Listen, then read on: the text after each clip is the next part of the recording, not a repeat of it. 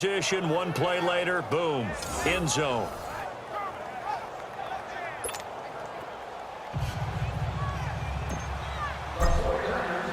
Gold now out to kick it away. This is taken at the 3.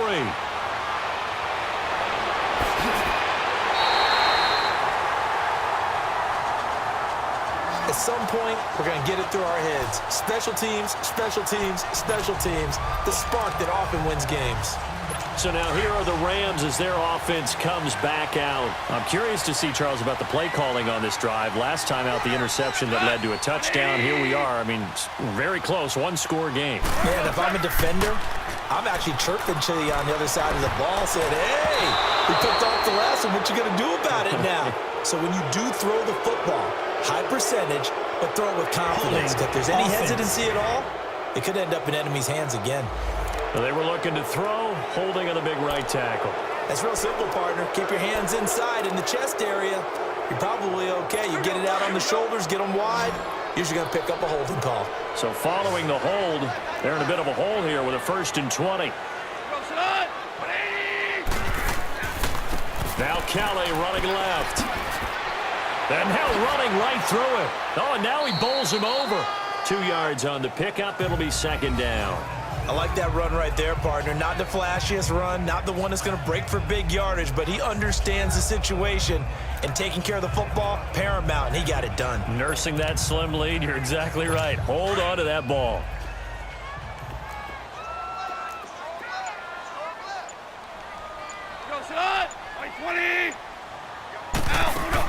Again, it's Kelly.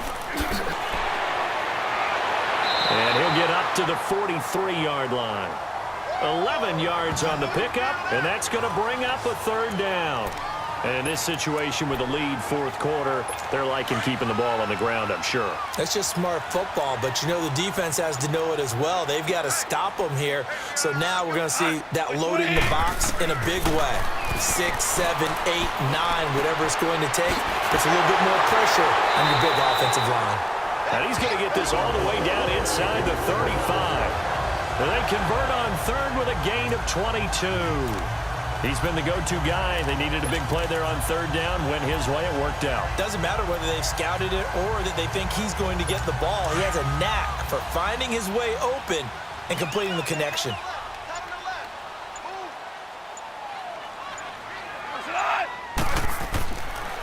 Now Kelly. And maybe a measure of revenge there. He's had his way in this one, but this time they get him behind the line. That's going to go as a loss of a yard, and it'll be 2nd down. Run blitz there defensively, something we might see more of here in the 4th quarter. I think we'll see a lot of it, and the difference between that and a pass blitz, you're just trying to get to the quarterback. You're trying to scheme someone open who will get to the QB and make sure he gets on the ground. In a run blitz, you're actually trying to cover up gaps, trying to cover up holes so they can't run the football. They'll keep it in the hands of Kelly, and he is going to be stopped cold behind the line of scrimmage. It's a loss of 2, now 3rd down. And this is why the head coach gets paid the big bucks. Look at where they are in this situation, partner. Do you throw the ball here in a long-distance situation? Do you run it again and trust your defense and make sure you take care of the ball and punt it away? What kind of options do you have here, and what do you trust more on your team? Yeah, they may have just pushed him back into that throwing situation. We'll see. The defense, they got a little bit of a breather. Now they're back and set as we resume play. 2 running plays go backwards. So what's the call on 3rd and 13 now? From the gun, here's Gone. Wide open receiver complete. And he's got this down almost to the 20 before he's dropped. That'll give him 60 yards receiving now as he's got a 1st down.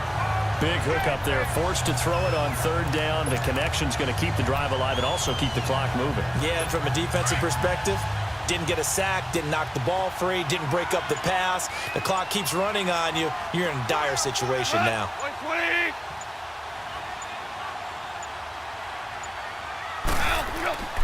This is Kelly. And he'll be taken down near the 20 at the 21. Credit him with a 1-yard gain there to make it 2nd and 9.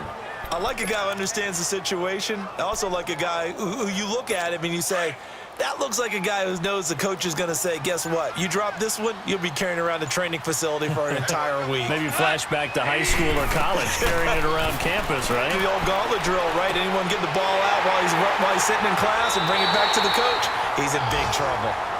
And he's brought down just outside of the 10 at the 11. Goff hitting Woods for a Rams first. Tell you what, he's been able to put the ball in some tight spots all game long. That throw, no different. Yeah, a lot of people would call it a gutsy type of a throw. I think he looks at it as, I can do it, so it's not that big of a deal to me, and I'm going to keep firing.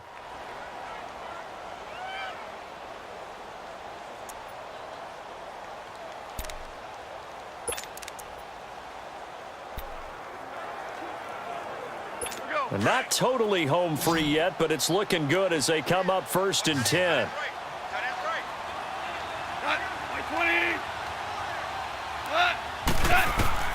On 1st and 10, Goff.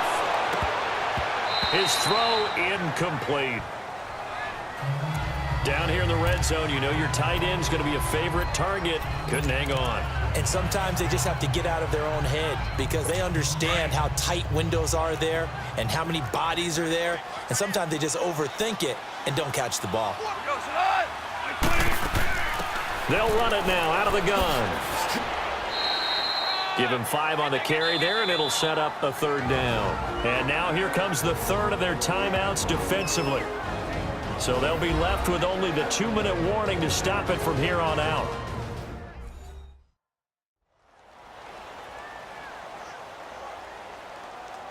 All right, so the timeout over and all 11 men back out onto the field for the defense.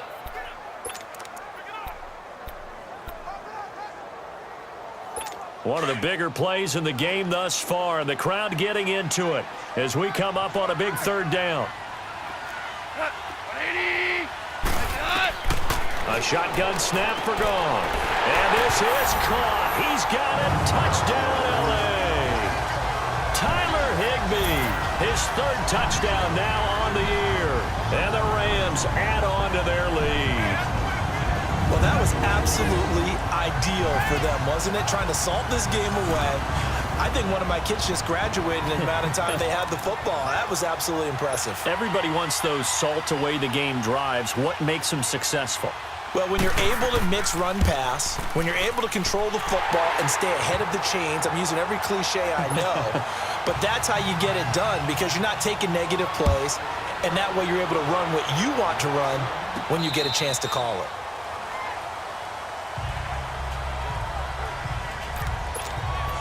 The 49er offense now making their way out onto the field. And they had to wait a long time to get the football back. Probably not what you were hoping for when you got an offense that's humming. Agreed. What you were looking for is the defense get the ball back pretty quickly, right? Hoping for a 3 and out. So that didn't happen.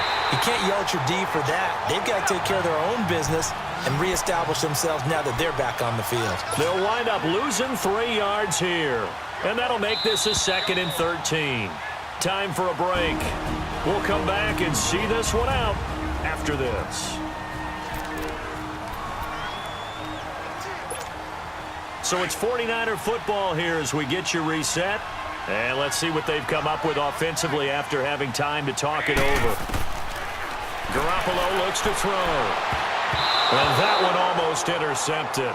Far too loose with the football here. Nearly a 4th pick. And it's 3rd down. Trying to decipher what's going on out there because I don't know if he's just getting bad reads. I don't know if the defense is confusing him. I don't know if he just has, bad info and intel before he snaps the ball. But he's made some pretty bad decisions with the football lately. Yeah, several bad decisions on the interceptions he's thrown, and frankly, that should have been another pick right there. That one goes for 29 yards on 3rd down.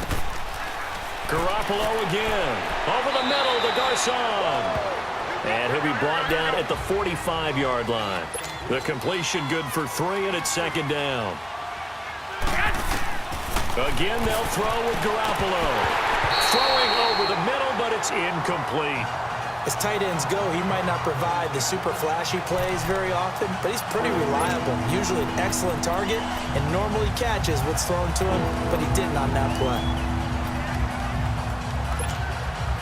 They'll need to get this to the 38. That's where the first down marker is here on third. Garoppolo looks to throw once more. And that is incomplete. Well, plain and simple, that's the second time today that he's dropped a pass. And that one, I think, maybe even a little easier than the earlier one that he dropped. Surprising. Was this game announced as a night game prior to, and maybe his rhythm is just off? He's got thrown off. He's got to wake up, enjoy the sunshine, and go play. Now Garoppolo, got to have this one. And he comes back with one complete. And he will have a first down as they get him to the ground at the 37. They keep the game alive, at least for the moment, as it's a first down. 21. Garoppolo on first down. He's going to flip one out here to his running back. And he gets this down inside the 35 before going out of bounds. Call it a 3-yard gain, and that'll make it second down. So many times you hear today's NFL described as a space game. Get your best players into space with the football in their hands. That's why sometimes you just swing it out to your runner, get him out in the flat, and let him have a chance to make people miss an open field. Now Garoppolo, and incomplete there. A nice hit, jars the ball free, and brings up third down. Over the dime look on defense. 2 extra defensive backs on the field and covered up essentially every blade of grass. That allowed them to disrupt the play. Throwing is Garoppolo on third down. And this is intercepted, and that should do it. Picked up by Nikel Roby-Coleman. This spot in the fourth quarter with that deficit, had to throw the football. Unfortunately, there's the risk of big turnover. And you know you're going to be throwing against nickel, dime, all sorts of exotic defenses, but you have to do it anyway. Ordinarily, you might want to run the football a little bit, try and get them out of it. But as you noted, this time of the game, this point on the clock, had to throw it. And not much there at all, as he'll get this only up to about the 11. Jonathan Hankins in on the stop. Charles, why didn't they just take the knee there? You're asking the question that I'm asking as well, because we've seen a lot of football where coaches decide maybe they get a little greedy. I don't know if they're doing it for stats or for what reason. We've seen it happen in college. And how about in the NFL? The miracle of the Meadowlands. All they had to do was take a knee and the game was over. The Giants ran it one more time. Ball popped free. Philadelphia picks it up and wins the game. What year was that? 1978. I think it was in November. Well, Charles, it's one thing to win. It's another thing to win and put up the amount of points that they did. Boy, were they clicking on offense. They can't help but feel great about themselves, can they? I mean, what a game to put up that number of points, continually feel like they're moving the ball and things are working and clicking. They think that they can bottle this and carry it with them. And as an offensive coordinator, you just don't think you can do anything wrong. Whatever you call, run, pass, it's all going to work. That's called being in the zone. So for the Rams, they move back over 500 at 3-2 now on the